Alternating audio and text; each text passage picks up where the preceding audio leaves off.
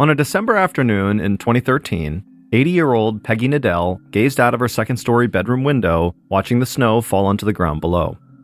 Peggy's large gray wooden house sat tucked away in Valley Cottage, New York, a small upscale enclave located in Clarkstown, less than an hour northwest of New York City.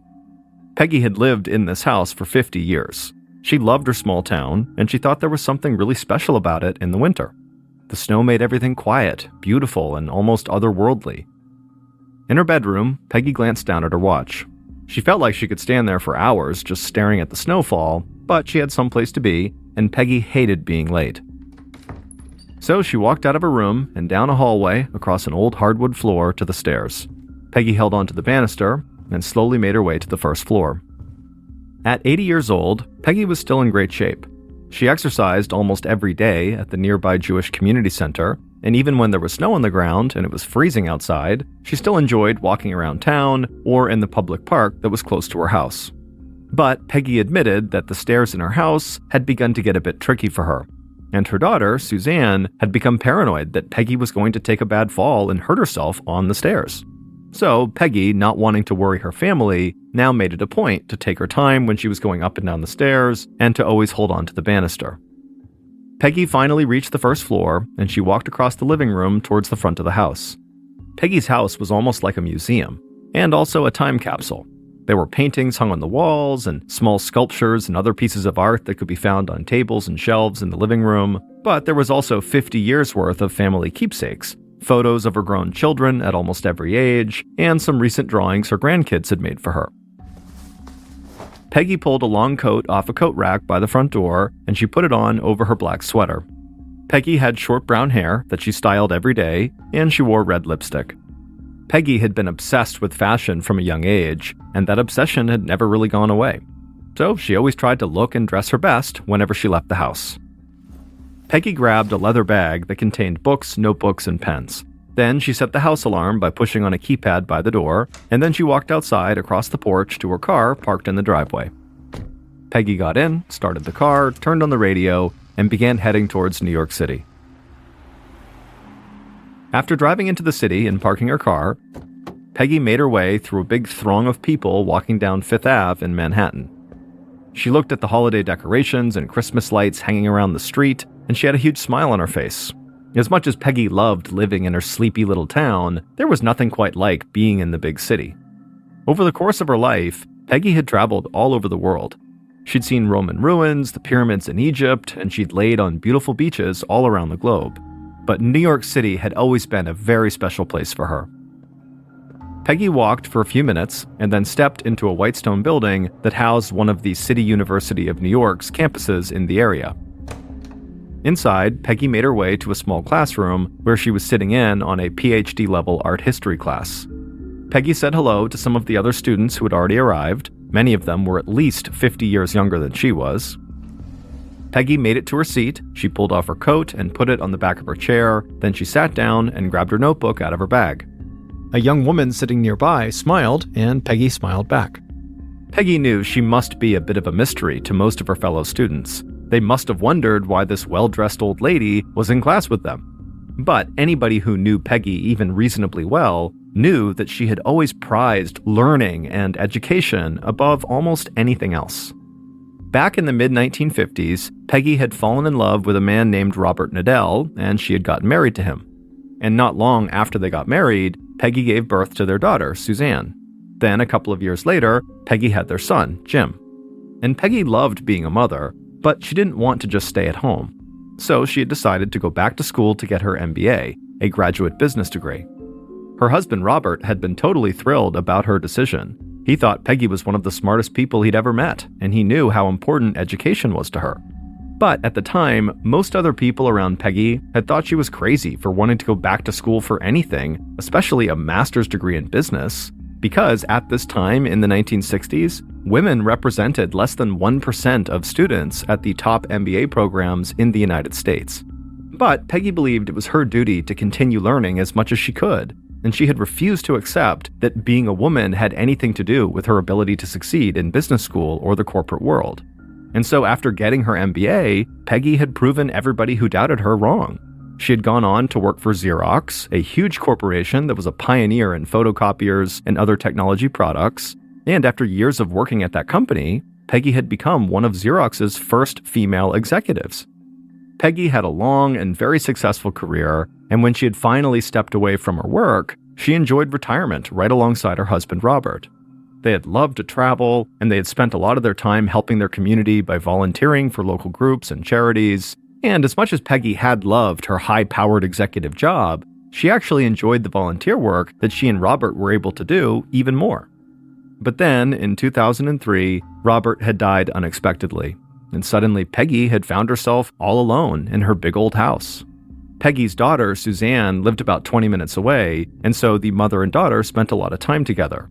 But Peggy knew Suzanne had a life and a job that kept her busy, and Peggy didn't want to give up on all the things that made her happy just because she was on her own now. She wanted to keep learning about new things and experiencing new things. So Peggy had begun to study art history, a subject she'd always been interested in. And eventually she decided she wanted to learn as much as she possibly could about art history. So at 80 years old, Peggy began sitting in on these PhD-level art history classes. Not to get another degree, but just because she really loved it and wanted to learn more. Peggy listened closely and took extensive notes during the professor's lecture. And as Peggy wrote in her notebook, she almost felt like a kid again. She knew how absurd that would sound to the others in the class. After all, she was a mother and a grandmother, and she had lived a full life by this point. But Peggy felt like learning new things was really the best way to stay active and engaged in the world around her. Later that night, Peggy was in her bedroom, still thinking about what she learned that day in class, as she changed out of her clothes into her nightgown. Then, once she was changed, she sat down on her bed and she grabbed the home phone off the bedside table. Now, there were two people Peggy usually talked to multiple times a day: her daughter, Suzanne, and her daughter-in-law, Diana. Peggy knew both women liked to check on her a lot to make sure she was okay. Suzanne was paranoid about Peggy falling down the stairs, and Diana, who was married to Peggy's son and lived in Florida, worried about Peggy going out and driving when it was cold and snowing. Peggy regularly reminded her daughter and daughter-in-law that she was more than capable of taking care of herself, but she did love talking to them both and staying in touch. So Peggy called her daughter, Suzanne, and told her all about the day's art history class. Then, after she was done speaking to Suzanne, Peggy called Diana in Florida. Now, Peggy's son was not much for phone calls, so his wife, Diana, was really Peggy's only real connection to her grandkids who lived so far away. Peggy told Diana that she really missed everybody and that she was hoping she could pay for Diana and her son's 2 kids to come visit her in New York that summer. When Diana heard that, she got really excited and said the kids would love that. Eventually, the 2 women wrapped up the call and said goodnight, and then Peggy hung up the phone and walked over to the bedroom window. It was still snowing outside, and the snowflakes seemed to glow under the streetlights. Peggy was still struck by how beautiful the winter scene always looked, but now that she knew her grandkids were very likely coming to visit her, she could not wait for summer to arrive. Over a month later, on January 24, 2014, Peggy was in her room getting ready for bed again. Peggy had kept busy over the recent holiday season. She'd spent the first night of Hanukkah with her daughter Suzanne, and she had also talked to her daughter-in-law Diana and her grandkids in Florida almost every day. She'd gone to various holiday parties in town with close friends, and she continued to exercise at the Jewish Community Center. But despite how fun the holiday season had been, it still totally wore Peggy out, and she was still feeling tired weeks later. So she was hoping to sleep in late the following morning and get caught up on some much-needed rest. It hadn't snowed in weeks, but temperatures had dropped to a freezing 15 degrees Fahrenheit, and it was cold and drafty inside of Peggy's old house. So she climbed into bed and pulled a whole pile of warm blankets over her. Then she turned off the lamp on her bedside table and eventually drifted off to sleep.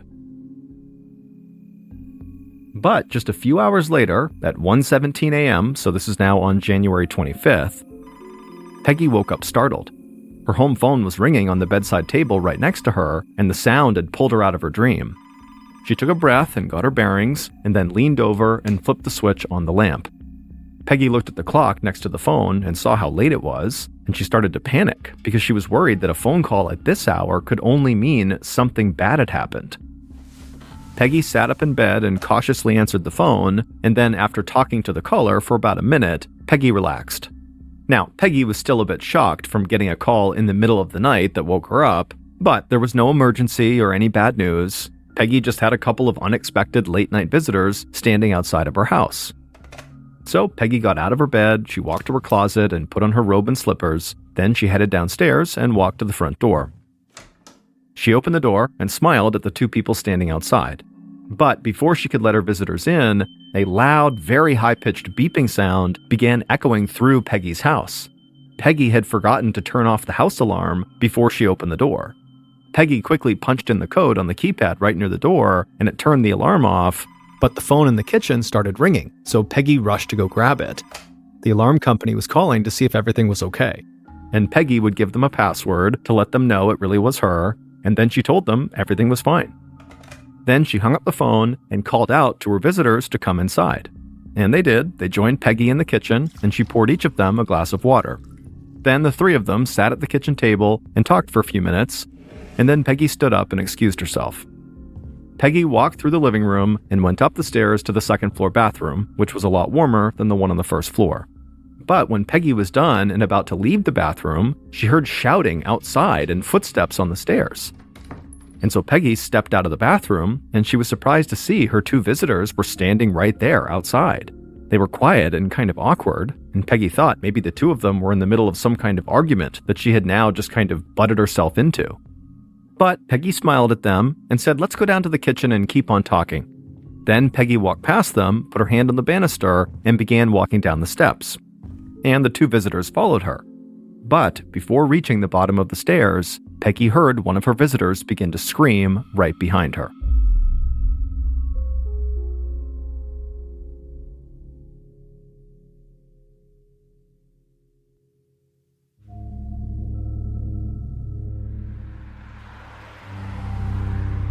Several hours later, at 9 a.m. on January 25th, so almost 8 hours after the visitors had arrived at Peggy's house, Peggy's daughter, Suzanne, stepped out of her car in front of Peggy's house.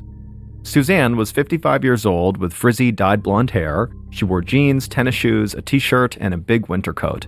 Suzanne had not inherited her mother's love of fashion. Instead, Suzanne preferred comfort over style. Suzanne walked quickly to the front door. It was bitterly cold out, but Suzanne barely noticed. She had woken up that morning and called her mother like she did almost every day, but Peggy hadn't answered. There was a chance Peggy could have just slept in or gone out to exercise, but Suzanne had tried calling back a little bit later, and Peggy still didn't answer. So Suzanne had called her sister-in-law, Diana, because she knew Diana usually called Peggy several times a day too, and Diana said she had called Peggy too at around 7:30 that morning, but Peggy didn't pick up, and so Diana said she left a message but still had not heard back yet. After talking to Diana, Suzanne was worried enough that she decided to just drive over to her mother's house to make sure everything was okay. Once Suzanne reached her mother's porch, she reached into her pocket and pulled out the key she had to her mother's house. She used it to open up the door, and then once she was inside, she called out for her mother, but there was no answer. So Suzanne began walking around the first floor of the house, and when Suzanne walked into the living room, she let out a blood-curdling scream. Suzanne saw Peggy's crumpled body on the floor at the bottom of the stairs. Suzanne instinctively ran to her mother, and when she got a good look at her, she saw there was a knife sticking out of Peggy's chest. And so Suzanne dropped down and just yanked the knife out and threw it on the floor, and then she leaned in and touched her mother's face, and she could feel that Peggy's skin had gone totally ice cold. Totally distraught, Suzanne took out her cell phone and dialed 911. When the emergency dispatcher answered, Suzanne began yelling that she needed help and that her mother must have fallen down the stairs while holding a knife and she accidentally stabbed herself.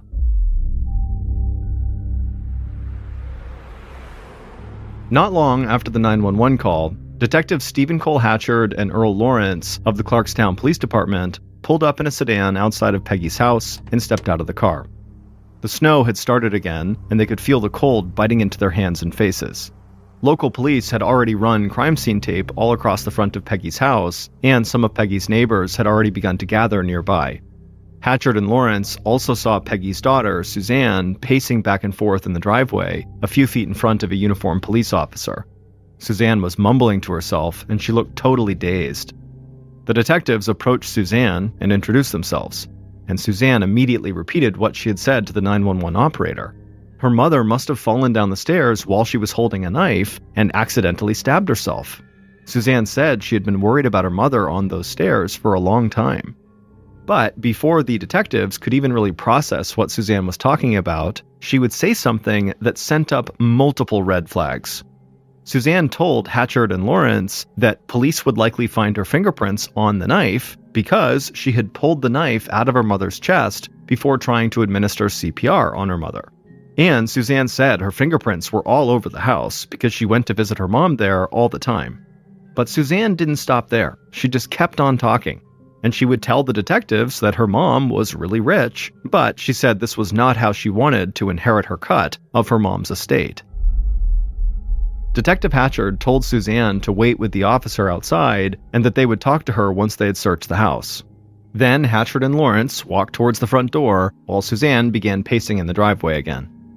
The detectives couldn't believe what they had just learned. They hadn't even stepped inside the house yet, but already Peggy's daughter had admitted to tampering with evidence by pulling the knife out of her mother's chest.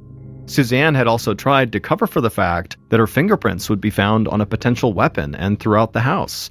And she had given a clear motive for possibly having killed her mother by talking about Peggy's money. That said, Hatchard and Lawrence knew that people under stress could act in strange ways, especially when dealing with the death of a loved one. But neither of them had ever encountered anything like what had just happened with Suzanne. It sort of seemed like she had worked up a big cover story and then blurted all of it out as soon as cops showed up. Inside the house, detectives Hatchard and Lawrence found a small group of forensics officers searching for fingerprints, blood samples, and other physical evidence. When the local police had first arrived on the scene, they really weren't sure what they were dealing with, or if Suzanne's story about her mom falling with the knife was true, so a forensics team and the detectives had been called in. But when Hatchard and Lawrence reached the bottom of Peggy's stairs, they didn't need forensics officers to tell them that Suzanne's version of what happened was totally off. On the ground in front of the detectives was Peggy Nadell. She was dead and lying face up on the floor. The detectives crouched down and right away saw multiple knife wounds in Peggy's chest, and they saw the knife that Suzanne said she had removed lying on the floor nearby. And when detectives looked more closely at Peggy's body, they began to notice wounds on the side of her head as though she had been struck with a blunt object several times. And right near Peggy's face was this small sculpture, which was the bust of someone's head, and then near Peggy's hand was a gold metal ball, another piece of art. And so maybe those two things were the blunt object that had been smashed into Peggy. Also, the detectives saw bruising around Peggy's neck and throat, which most likely indicated that Peggy had been strangled at some point. In short, there was no way Peggy had just tumbled down the stairs while holding a knife, and that was how she accidentally killed herself. Clearly, this was a murder. Hatchard and Lawrence were appalled by what they saw. Any violent crime was bad enough, but neither of them could understand what type of person would attack a defenseless 80-year-old woman. The detectives assumed Peggy must have been struck in the head with either the small sculpture or that golden ball that were laying close by her body, but forensics officers said no fingerprints or physical evidence had been found on either of those objects. It was like they had both been wiped clean. So the detectives stepped away from Peggy's body and walked upstairs and went to search Peggy's bedroom. In the bedroom, they saw a few dresser drawers were laid out on the floor, and there was an open jewelry box on top of the dresser. Someone had clearly rifled through the jewelry box, but it was still filled with several expensive pieces. Hatchard and Lawrence looked around the rest of the room, and when they were done with their cursory check, they both had the same thought. This was not a robbery. If anything, this was a weak attempt by Peggy's killer to make it look like a robbery. By 1 p.m., so about 4 hours after Suzanne made that 911 call, Hatchard and Lawrence had finished their initial search of the crime scene and had briefed their boss on what they had found. They weren't sure exactly what had happened in the house, but they knew there was only one place to start their investigation, and that was with Peggy's daughter, Suzanne.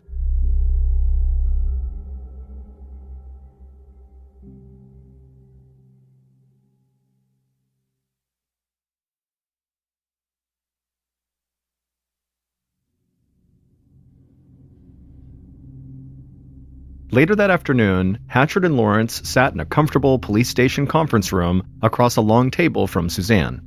They wanted Suzanne to be able to talk freely and feel comfortable, which is why they had not brought her into a cramped interrogation room. The detectives had not found any direct evidence to pin Peggy's murder on Suzanne, but they had heard Suzanne's bizarre statements she made at the house, and they felt like that was definitely enough to go on. Detective Hatchard started by asking Suzanne to explain why she had been at Peggy's house in the first place. Suzanne talked about not being able to get a hold of her mom and how her sister-in-law Diana had had the same issue, so Suzanne had gone by her mother's house to check on Peggy. After all, Peggy was 80 years old, she lived alone, so Suzanne checked on her a lot. That made total sense to Hatchard and Lawrence, but then Hatchard asked Suzanne why she had been so preoccupied with her fingerprints potentially being found on the knife. And Suzanne's answer to this seemed even weirder than some of the stuff she'd said at the house. Suzanne leaned across the table and told them she watched a lot of TV shows and news programs about murder, so she knew the cops would very likely be looking at Peggy's family members as suspects, and so she wanted to clear herself. Hatchard and Lawrence could tell Suzanne really believed saying this was actually going to help her, but they thought this made her look even more guilty. Here was a person who watched TV shows that demonstrated how law enforcement tracked down killers, and then she had taken steps like tampering with a murder weapon that could throw investigators off her trail. The detectives ended up questioning Suzanne for several hours that afternoon, and at the end of it, as far as the detectives were concerned, Suzanne had done nothing to clear herself of her mother's murder. During the interview, Suzanne seemed kind of erratic, and she kept bringing up her inheritance. She said her mom was worth about $4 million, and now that she was dead, Suzanne would get half of it. By the end of the interview, several police officers who were watching the interview thought Hatchard and Lawrence had gotten enough damning statements from Suzanne to actually put her in custody.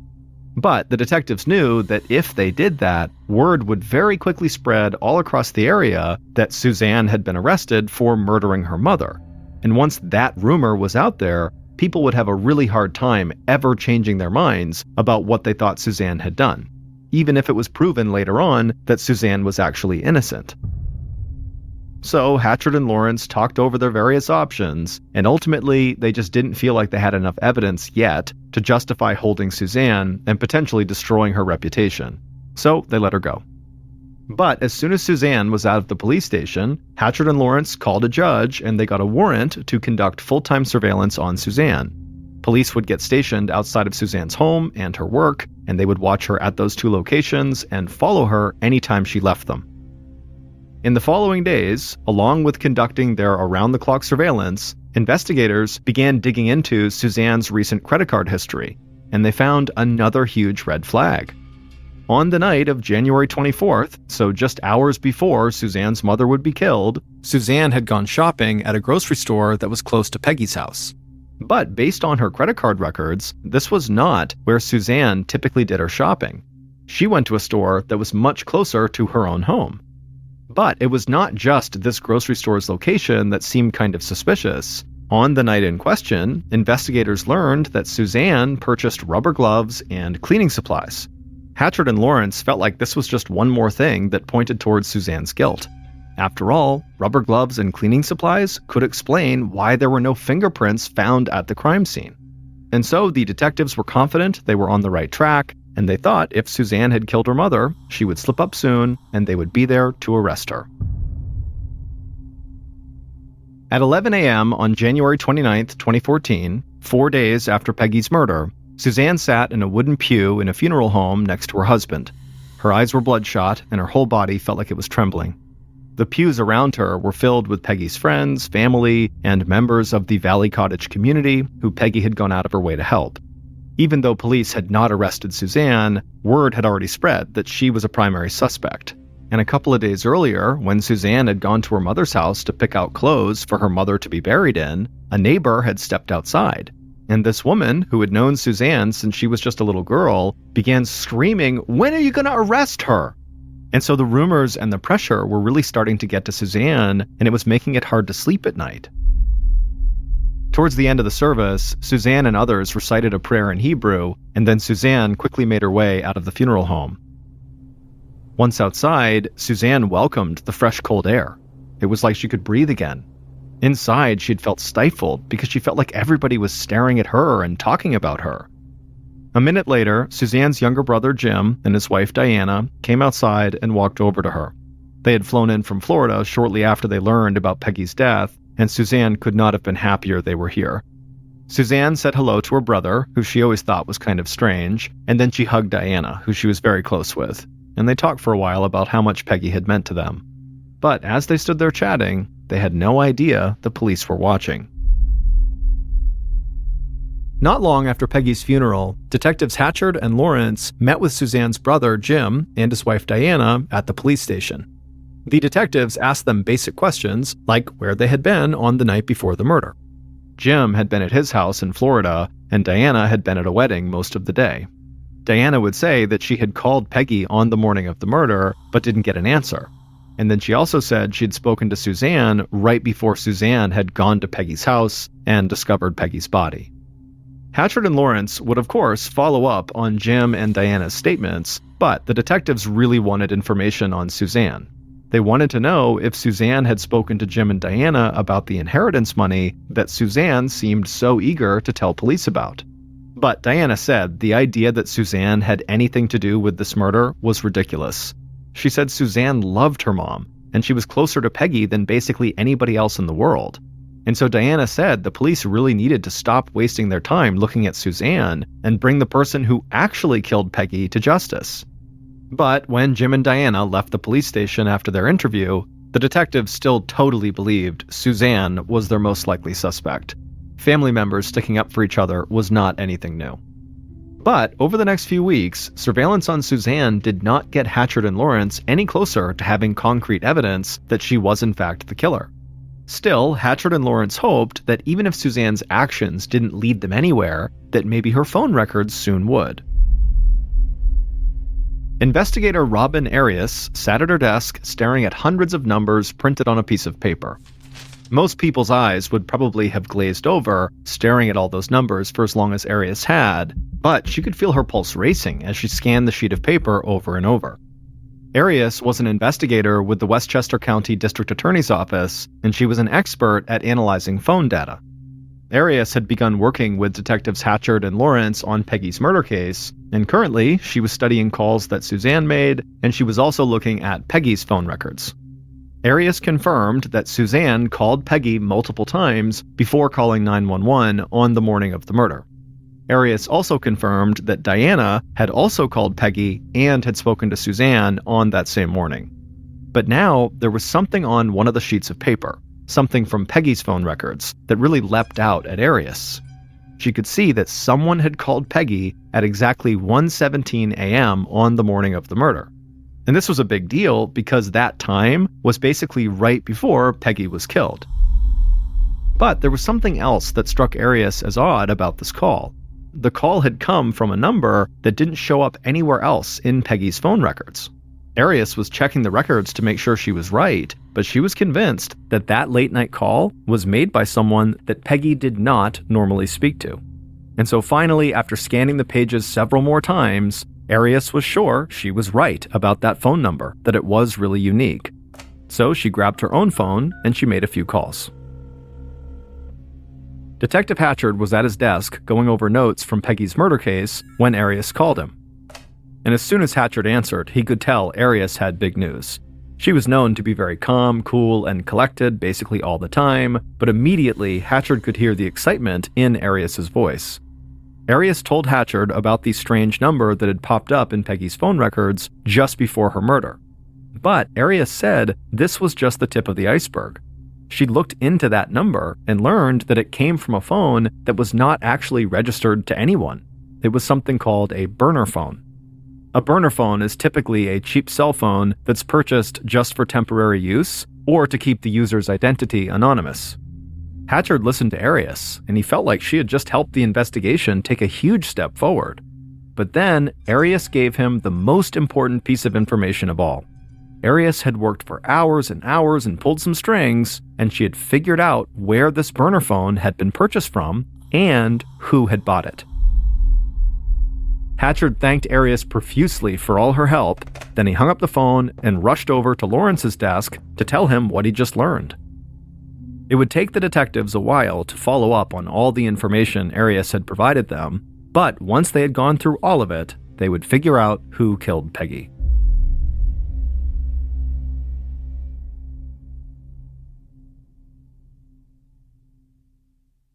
Based on Robin Arias's phone data analysis, evidence found at the crime scene, and interviews conducted throughout the investigation, here is a reconstruction of what police believe occurred in the early morning hours of January 25, 2014, when someone murdered Peggy Nadell in the home she had lived in for 50 years.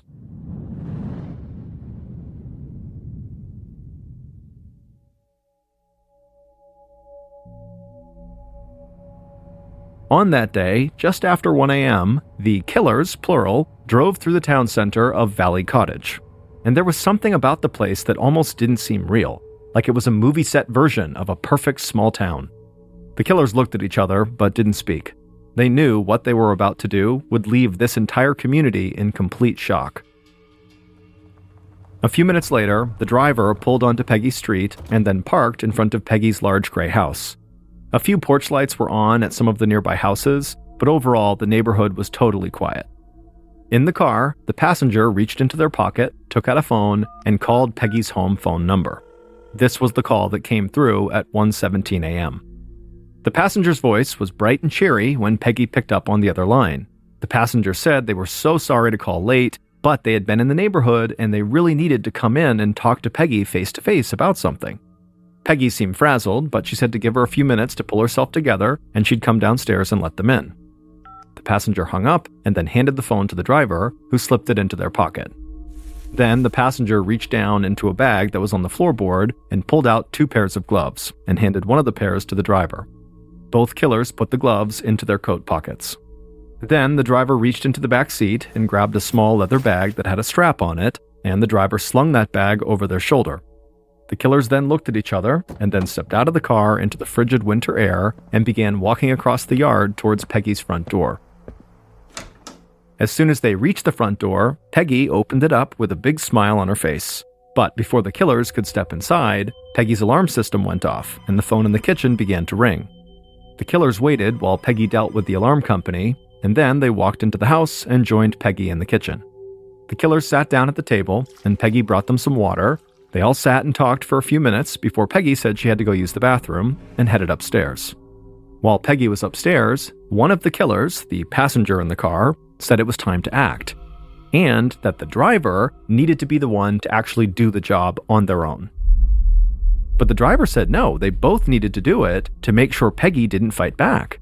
But the passenger just barked back that, come on, Peggy's an old woman, it won't take 2 people, and pretty soon the 2 killers were basically shouting at each other. But quickly they stopped because they did know they did need to act soon, and ultimately they agreed they would do it together. So the killers slipped on their gloves, and the driver took the leather strap off of their bag, and then the killers ran out of the kitchen, through the living room, and up the stairs. But when Peggy walked out of the bathroom and saw them, the killers just kind of froze there, staring up at her awkwardly. Peggy smiled at them and didn't really know what to make of this, so she walked past them and just began walking down the stairs, and the killers followed her. But as they were going down the stairs, the killers knew that if they were going to do it, they needed to do it right now. So the driver just suddenly screamed and rushed Peggy from behind and wrapped that leather strap from the bag around Peggy's throat. Peggy and the driver stumbled down the stairs and hit the floor on the first floor, and the driver just kept pulling that leather strap tighter and tighter, strangling Peggy, but Peggy was somehow managing to put up a pretty good fight. The driver began to yell in frustration that this woman won't die, so the passenger ran into the living room and grabbed 2 pieces of art, a small bust of a person and a gold medal ball. And the passenger ran back to the stairs with these objects in their hands. When the driver saw the passenger carrying these weapons, the driver let go of their stranglehold on Peggy and kind of backed away. And then the passenger kind of looked at the 2 objects in their hands and dropped the lighter gold ball onto the floor, opting to use the bust instead. Then the passenger got down on their knees, held up the small statue, and began slamming it over and over again into the side of Peggy's head. Blood spilled from the wound, and Peggy flopped over onto her back. Eventually, the passenger dropped the statue on the floor and backed away. And as the killers stood there staring at their victim, they began to hear breathing still rattling from Peggy's chest. So, without hesitation, the passenger ran to the kitchen, threw open a drawer, and grabbed a large kitchen knife. Seconds later, the passenger ran back to the base of the stairs. They got down on top of Peggy and just began stabbing her over and over and over again in the chest until Peggy stopped breathing, went limp, and died. The passenger just left the knife plunged into Peggy's chest, and then the passenger stood up, and the two killers ran back to the kitchen where they grabbed their cleaning supplies and they wiped down their water glasses, and then they ran back over to the foot of the stairs and they cleaned off the statue that had been used to bludgeon Peggy. They also wiped down the knife handle and the gold medal ball. Then the killers went upstairs to Peggy's room, and there they put a couple of dresser drawers out on the floor and took a few pieces of jewelry from a jewelry box in an attempt to make it look like Peggy's murder had just been the result of a robbery. Satisfied with their work, the killers walked downstairs, stepped over Peggy's body, went outside, and got back into their car. The passenger then told the driver to dispose of that burner phone and also dispose of the leather strap they had used to strangle Peggy. The driver said they would, and then the pair drove off.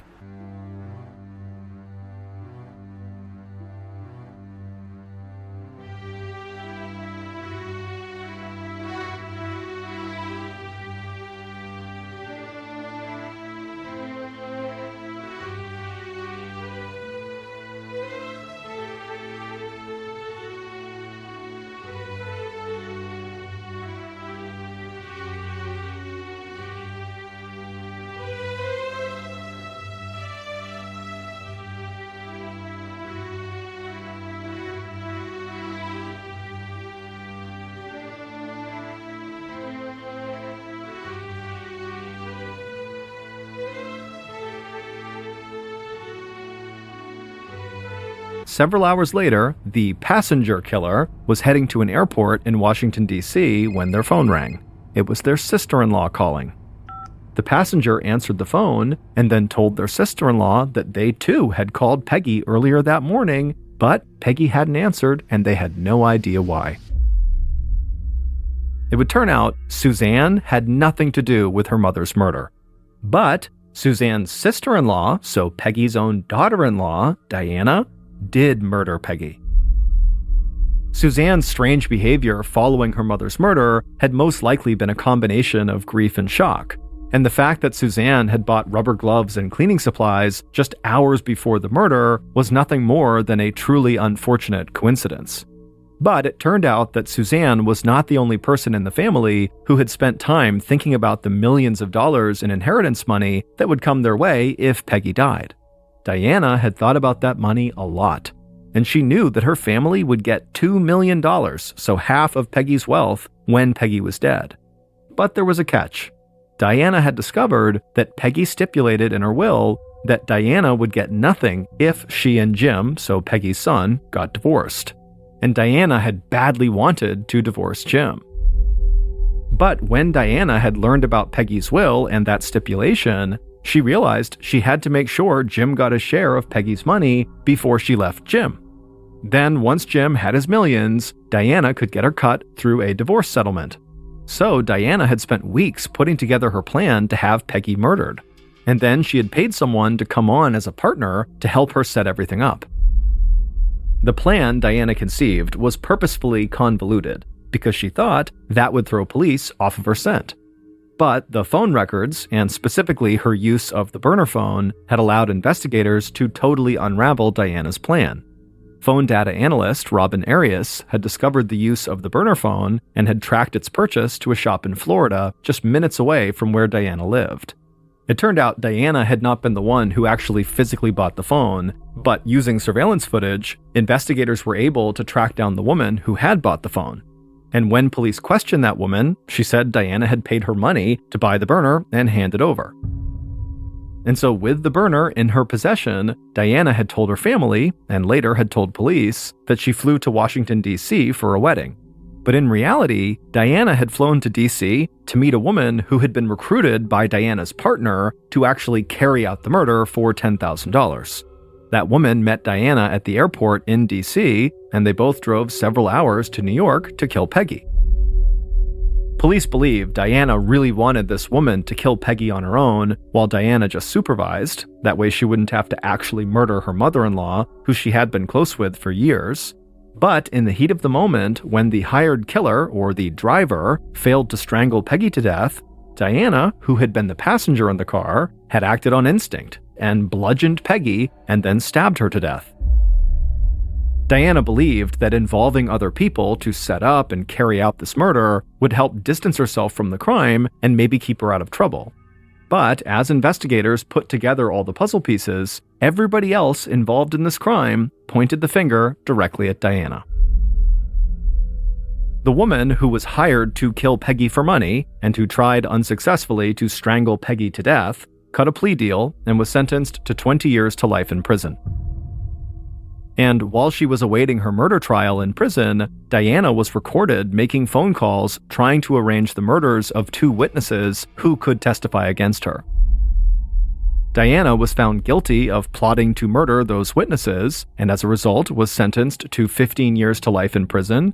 Then she was also found guilty of second-degree murder in Peggy's case and received an additional sentence of 23 years to life in prison.